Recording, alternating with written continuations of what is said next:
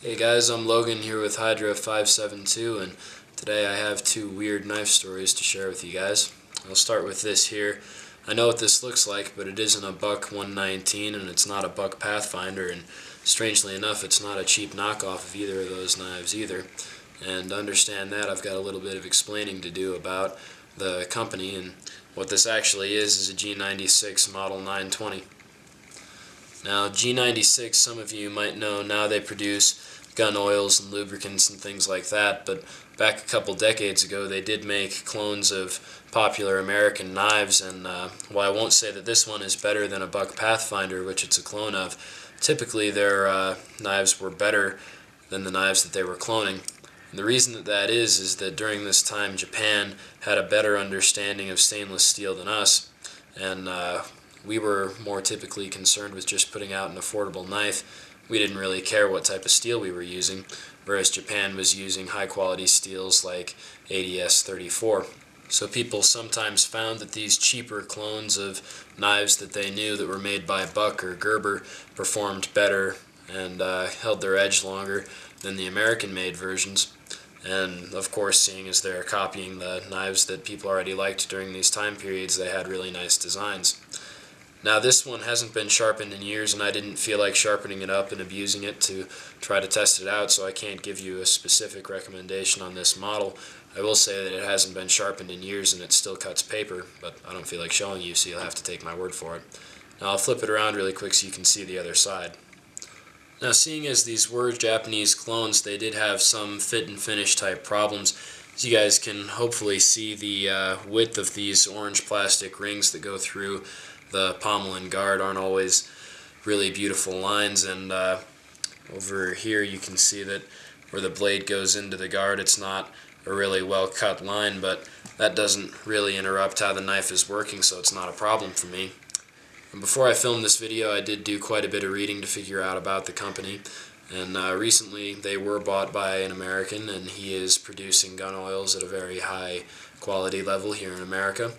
And these knives, especially their fillet knife, but even knives like this one and some of their clones of Gerber folding knives, have gotten recommendations on the forum, and if you see them used, they aren't made anymore, but if you get a chance to pick one up at a gun show or on eBay, I'd go ahead and pick it up. If you're okay with the price, you might get a nice user knife out of the deal. I'll take you over to our second knife. Now, just to keep the contradictions going, here we have a Swiss Army knife, but it's not made by Wegner or Victorinox. But it is a nice knife. I like the tools that it has, and I like the coatings on the blades. And it is too bad because I would like to pick up one of these knives for myself, but they aren't produced anymore. Now, this knife also took quite a bit of research to figure out about, because it's only marked with Barlow Solingen on this side here, and inox, which means inoxidable, and rust-free, and I know I'm butchering that pronunciation, but it means rust-free, literally in German. So I went to Google and Googled Barlow Solingen. Now, if you're a knife buff, you know that a Barlow is a style of slip joint knife that's pretty historically famous, but apparently they were also a company for quite a few decades. So what the company Barlow did was to import foreign knives from Europe to America to sell as customizable gifts. They started in the 1930s, and they had a pretty successful business, reaching out to companies like Dow that gave this knife to my dad. But they were bought by a company called Norwood in 2005. Norwood planned to operate on the same basic premise, trying to sell their knives to companies to use as customizable gifts and whatnot. But they started to replace the nice and popular knives that Barlow used, like this one, with crappy, more CCC type knives. And now their knives are only available through one or two websites that are more engraving services than knife selling websites. LogoKnives.com is one of their biggest fronts, and it's basically missable unless you are a company. Then they can get you popular American knives like the Buck 110 at wholesale type prices. But Norwood's site itself has perplexingly few knives on it. They seem more concerned with plaques and pens than anything else. And this kind of leaves me in a weird position because I really like this knife that's here in front of me. I like the idea of a coated Swiss Army knife. I wish that Victorinox or Wegner would pick up on that.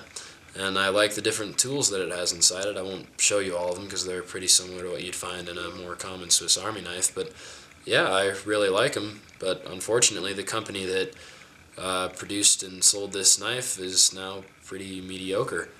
So I guess if you're looking around at a show or on eBay and you see a knife that's from Barlow Solingen, then you can judge for yourself if you'd like it. They do apparently have the ability to make nice knives that I would recommend, but I can't guarantee that all of them are going to be like this because the ones that I saw on their website certainly weren't. So yeah, that leaves me with a pretty weird feeling, and I'd say that now after 2 weird stories and 0 reviews, I owe you guys something interesting, so here's me and Chad doing the fun thing at the end of this video. Hey guys, how's it going? The fun thing of this video, we're going to penetrate some things with rubber. That's right, we're doing penetration tests on tires. So Chad's got the little zombie killer knife. He's going to stab through the side of this tire.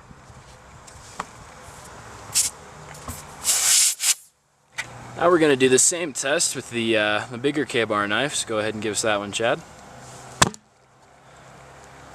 Right. Okay, now we've got something that's really special. Chad's going to go ahead and give it a stab. It appears our lightsaber is malfunctioning. Alright, we've got something to fall back on. You guys have seen this before, but I think you'll like it anyway.